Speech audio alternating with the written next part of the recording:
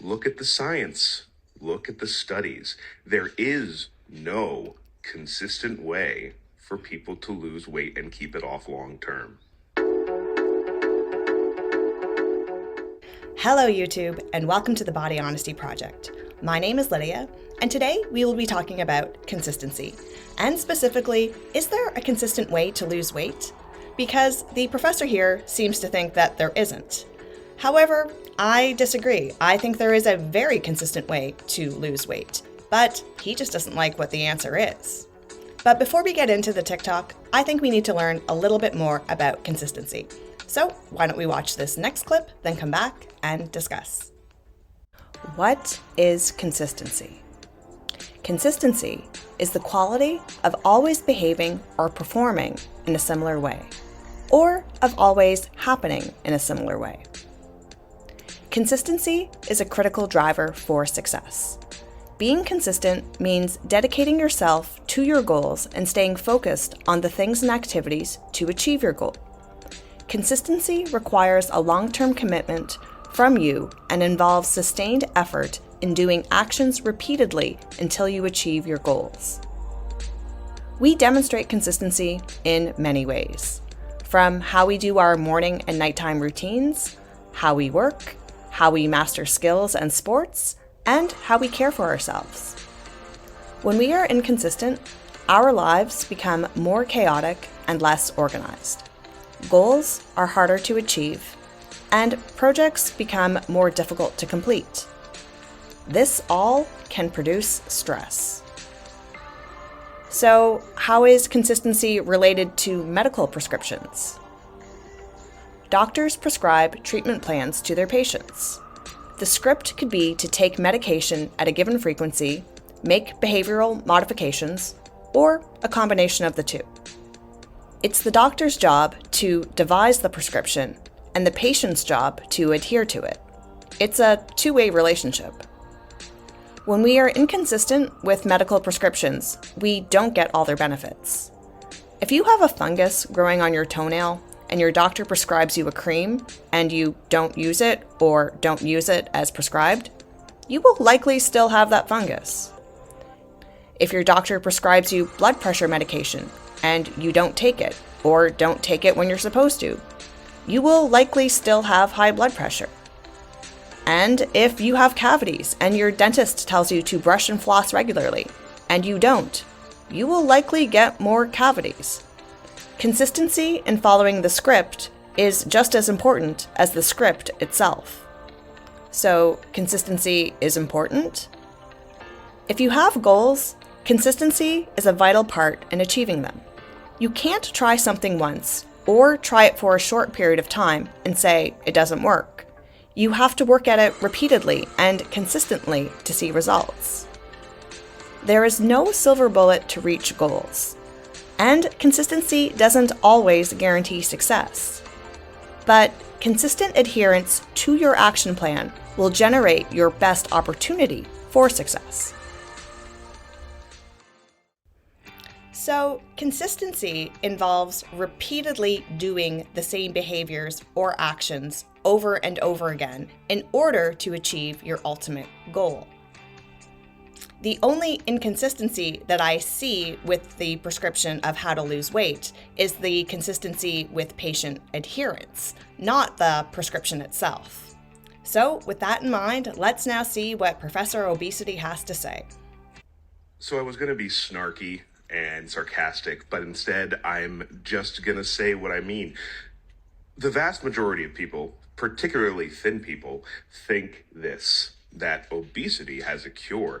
They're similar to, if not the same people, that think that poor people are just lazy. Here's what I would say to you. Look at the science. Look at the studies. There is no consistent way for people to lose weight and keep it off long term.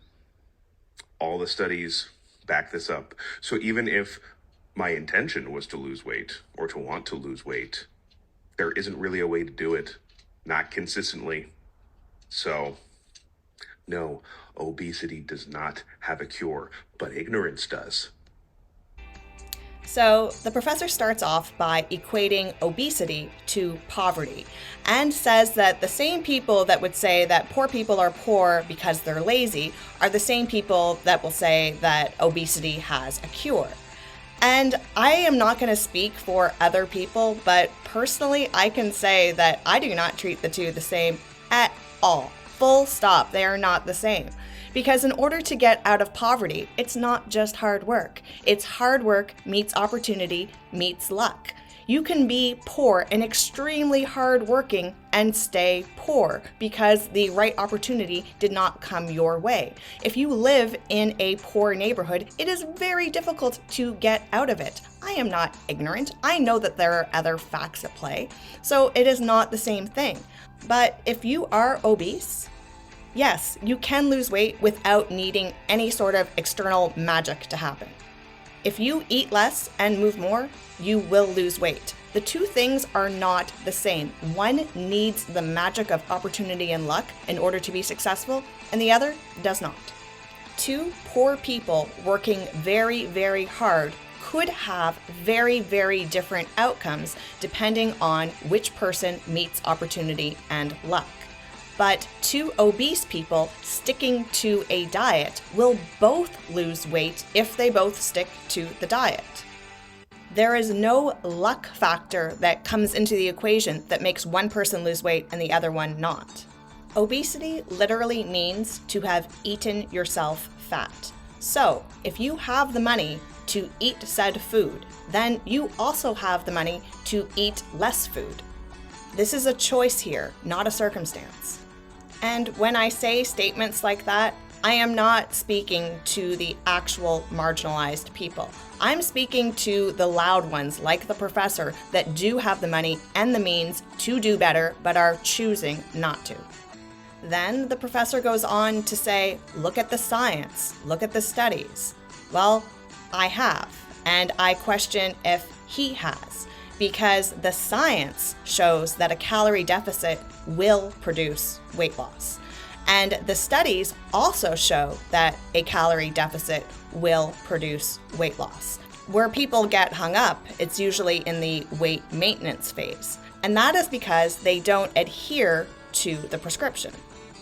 If we were to take 100 people and put each of them on a diet that had a 200 calorie per day deficit, at the end of 30 days, all of them should have lost weight very consistently. There should be no issue with weight loss and a calorie deficit. When people gain weight after a diet, it's because they are no longer sticking to their calories. They are then eating in a calorie surplus, which will result in weight gain. This is the same with any prescription. If the doctor tells you to take these pills at these times, you take the pills at those times to keep your condition at bay. If you have high blood pressure or high blood sugar and you have to take these pills in order to bring it down, you take the pills to bring it down. If you don't take the pills, guess what? Your blood pressure or your blood sugar or whatever you're taking the medication for doesn't go down. This is no different. If the doctor says in order to maintain a healthy weight, you need to eat like this and exercise like this, and you don't, of course you're going to gain the weight back. But who is being inconsistent here? Is it the prescription? Or is it your adherence to the prescription? He also said that he can have the intention to lose weight, but still not lose weight. And I laughed out loud when I heard that, because intention means nothing without follow through. I can intend to learn French all I want, but unless I actually do French lessons, guess what? I ain't learning French. His intention to lose weight without taking the actions of eating less and doing more exercise will have no benefit because intention means nothing without the follow through. You can't climb the ladder with your hands in your pockets. He then concluded the TikTok saying, "There is no cure for obesity, but there is one for ignorance." Well, ignorance is a lack of knowledge or information. And I think I have a lot of knowledge and information on this subject. You can lose weight. Obesity is reversible. You just need to put in the effort. You should feel lucky that your illness can be cured without medication or surgery. You're just mad that doctors can't undo all the stuff that you did to yourself with the magic pill. Obesity has a cure. You just don't like what it is. Now, I'm going to cut the professor a little bit of slack here and think that he meant sustainable rather than consistent, because that argument is a little bit more valid, that people can lose weight but find it difficult to sustain the weight loss. And that is why the messaging has gone from dieting to lifestyle changes. We now know that fad and crash dieting does not produce sustainable results because it forces you to do things that you could never do long term. If you are losing weight on a 1,200 calorie day diet or a juice fast or a eliminate entire food groups diet, well then yes, it is not sustainable. But that is not the messaging that is being pushed forward now.